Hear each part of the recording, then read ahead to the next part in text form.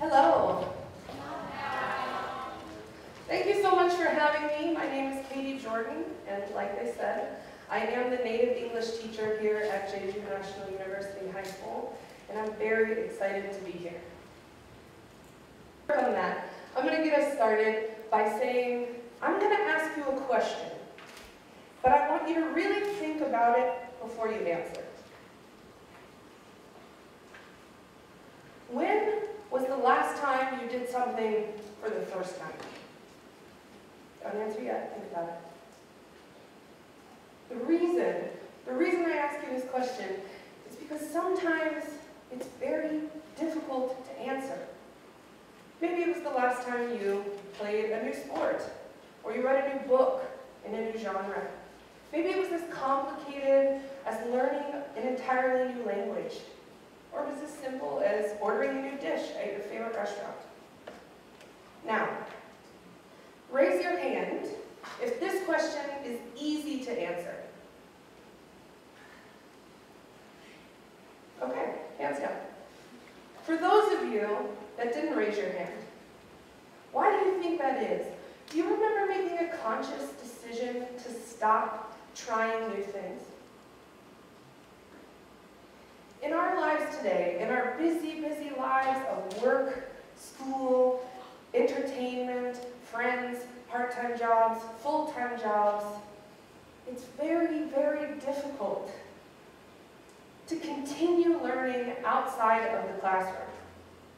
But it is so, so important. This is because school is not the only place that we learn. In fact, school is only the beginning. School should not be the end of where you learn. It should be where you learn to learn in your life in the future.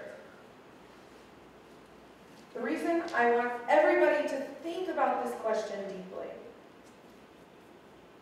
is because I think we don't realize it right away. We don't consider that learning is one of the most important but underappreciated aspects of life. What I want you to think about now is that even though we grow up, we graduate from school, we get a job, we settle into life, it's perfectly natural that you think, okay, I'm finished. That something that looks so much like a finish line would be so appealing. But don't fall for it. Right now would be the perfect example of me giving you a cliche example like Einstein was never very good in school, or J.K. Rowling didn't write Harry Potter until she was in her 30s. But learning has to go past the schoolyard.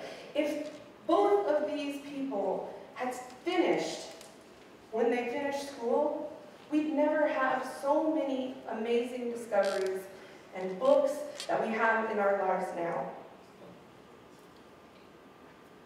Next, I want to talk to you a little bit about two words that are often used interchangeably, but have really two very different meanings. The difference between memorization and learning. First, memorization. Memorization is me looking at a table like this and remembering that 9 times 2 equals 18, 9 times 3 equals 27, 9 times 4 equals 36, etc. But learning is being able to understand the foundations of those equations and being able to apply them in your day-to-day life. So when you're handed a problem like 9 times 374, you're able to figure out that that equals 3,366 without ever having to memorize that far. I can't tell you how many of my peers can still sing you the quadratic formula. X equals negative b plus or minus the square root of b squared minus 4ac all over 2a. I didn't even have to look at it. This is because I memorized this equation when I was in high school. But the likelihood that me or any of my peers still remember what this equation does, what we use it for, is small. And that is because memorization is only a tool that some people can use to help them learn. But it doesn't work for everybody, and that's okay. You should pursue learning in whatever form works best for you. I know it might seem crazy that as a teacher, I'm sitting here and telling you to kind of forget about the traditional format of education in school. Memorization, then test. Memorization, test. Memorization, test. But why I'm here today is to help make a radical change in the way that you see and experience learning. This is because the traditional format of learning is work. It creates a linear formula that you can grade and examine about whether someone is successful or a failure. I want you to completely throw away the idea that you can somehow measure or score your success and failure at learning. There's a quote I want you to consider. Education is not the filling of a pail, but the lighting of a fire. This quote is important to me not only as a human, but also as a teacher, for two very different reasons. First, I completely agree with this sentiment. The idea that education could light the fire of a student's burning passion to understand a new idea or concept is every teacher's dream. The other reason why this equation, or this quote, is so important to me is because it's the perfect example of why you have to do your own research. Question your sources. Trust nobody. Okay, that last one might be a little bit dramatic, but hear me out. If you look up this quote online, you will find tons of websites referencing it, and I mean tons. This quote is popular, so popular, with teachers, academics, people giving commencement addresses, and almost all of them attribute it to Irish poet W.B. Yeats. It kind of paints a beautiful picture, don't you think? A poet staring out over the rolling green hills of Ireland, somehow encapsulating the entire beauty of education in one perfectly wrapped up sentence. But when you really start looking, when you start researching about the history of this quote, there's no real evidence at all that he ever even said this. Some people gave the credit to Plutarch for coining this truism.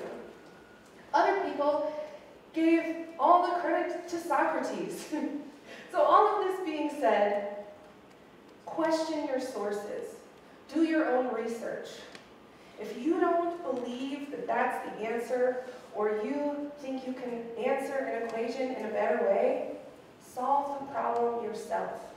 Pave your own way with your own ideas.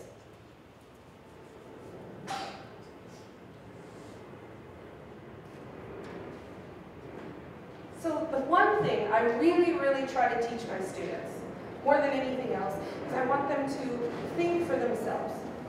I want them to create their own ideas, even about the most common opinions the world shares with them. A part of that is admitting when they don't understand or they don't know. Because one of the most important things you can learn how to do in life, not just in school, is saying, I don't know. If you are comfortable saying, I don't know, then you are on the first steps to a more open and educated life. Because when you admit that you don't know, you're also saying that you're ready to learn. Find your passion. Find the thing that inspires you to go out into the world and explore. Notice the small things. Maybe you really like to drink coffee in the morning. If that's the case, take a barista class. Learn where the beans come from that make your coffee. Or maybe your sister or your daughter loves astronomy. Take her to an observatory, but don't just sit by as a passive onlooker. Participate. Let her passion inspire a new interest in you. Let yourself be a fangirl or a fanboy. Because as we age, it becomes less and less acceptable for us to get extra excited about the things that we love. The last thing I want to mention in this realm, especially to the youth of today, is the fact that so many people have such an intense fear of failure. No wonder, because we're constantly surrounded by perfectly curated photos and catchy hashtags online that make us feel less than. So we feel like we have to always be happy, healthy, and successful. But in these moments, I live by a rule that was laid out for me by my father when I was very, very young. Be your own best friend. If you're going to stand up and support your interests and your passions, nobody else will. So you have to take it upon yourself to find what inspires you. As you explore the world will only get bigger around you. One of the scariest and most interesting things you can wrap your mind around is the fact that we will never know everything there is to know in this world. But that's okay. Keep exploring. Because whether you're a student or a stay-at-home parent, whether you're an entrepreneur or well into retirement, open your eyes, your ears, and your mind to the world around you. Be excited. Because it's not just okay to be passionate and curious. It's important. Thank you.